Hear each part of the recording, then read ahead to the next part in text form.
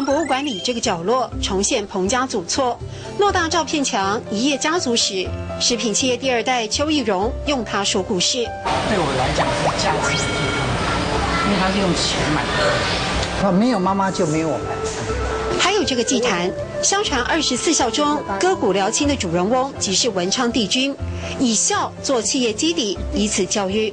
所以本身为什么你要说拜文昌帝？有人拜有用，有人拜没用。假如没有孝亲之心呢，就无功名之禄。小店铺复刻版怀念当年母亲的事业，墙面上的训示时时提醒邱义荣要听妈妈的话。以前我小时候不是太听妈的话，妈妈在的时候我没有感觉，等妈妈走的时候才知道我真的做得太差。所以明白总在失去以后，痛失母亲的打击，在博物馆落成前5天来到。他居然看不到，所以很遗憾。唯一支持我的，这博物馆没有妈妈支持，我就不可能做下去。不让遗憾扩大，邱义荣要继续落实妈妈的爱。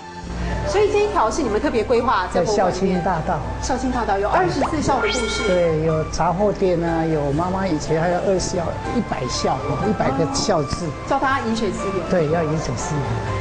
所以这告诉小朋友要听话，对，要孝顺。孝顺，就是课语就是生以会躺发，当个对你像。